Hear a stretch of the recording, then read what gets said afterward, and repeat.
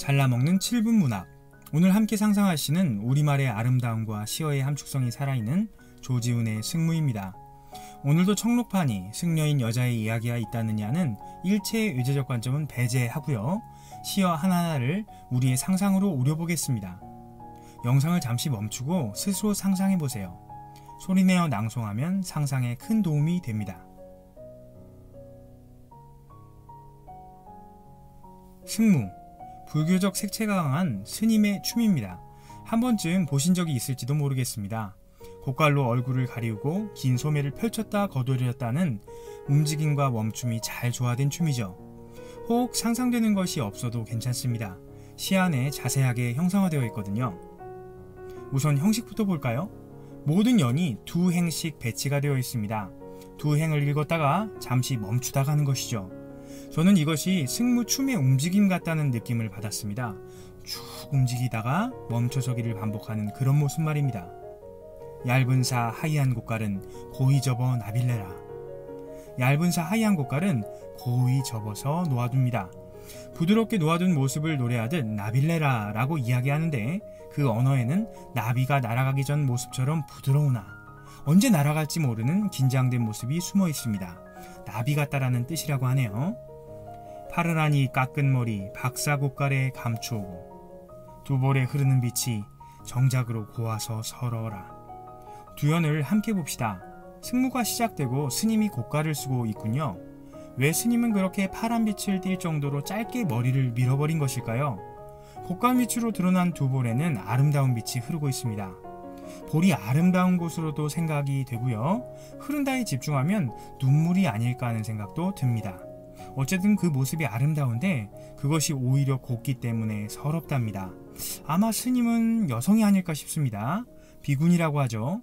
고운데 서러운 이유는 차차 알 수 있겠죠.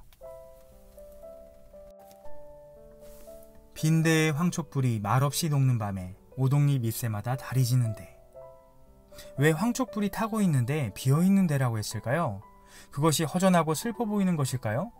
아무튼 초가 녹으며 시간의 흐름이 보입니다. 오동잎 새마다 다리 진답니다.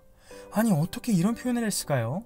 그냥 다리 진다 정도가 아니라 잎 하나하나를 거쳐 다리 잎과 잎 사이의 세계에서 지고 있는 것이 세밀하게 표현을 통해 보입니다.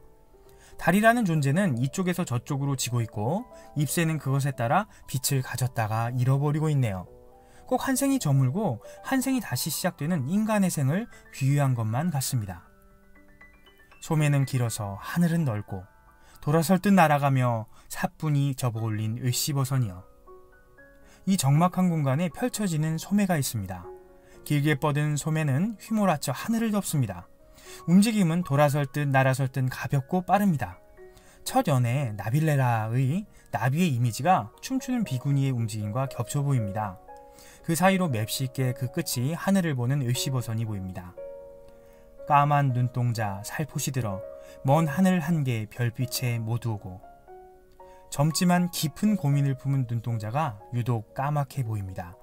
춤의 흐름에 따라 살포시 들어진 눈은 지상이 아닌 먼 하늘 별빛에 초점을 맞추고 있습니다. 왜 그것을 보는 걸까요?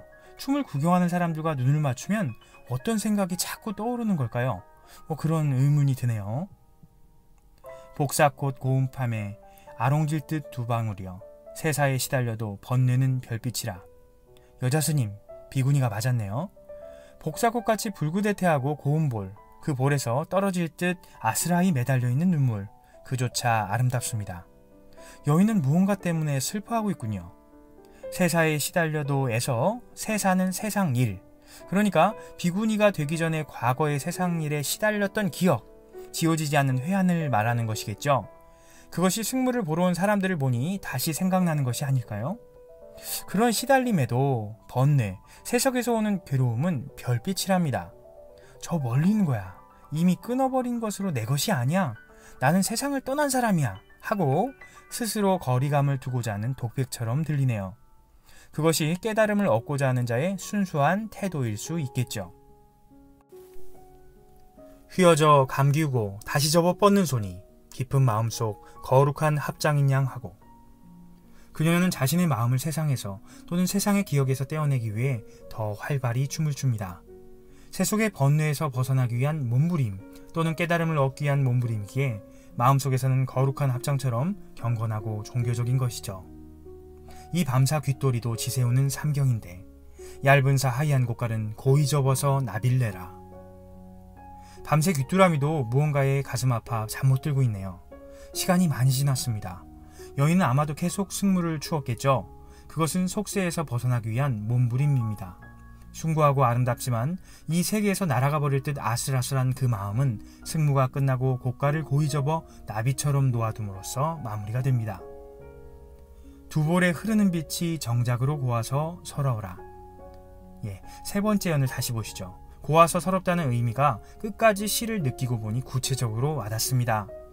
세속적으로 고운 것이 참 좋은 것이겠지만 세속을 끊고 올 수밖에 없는 여인의 삶에서 생각하면 오히려 더 슬프게 하는 요소가 되고 맙니다.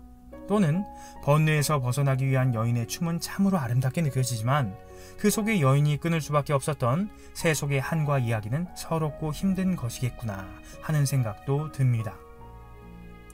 아름다운 우리말의 변형, 시적 허용이 독특한 시였습니다. 두 행씩 흐르다 멈추는 정적인 시의 형식에 때로 긴 호흡으로 동적인 움직임을 유도하는 형식적 갈무리도 훌륭한 시였습니다.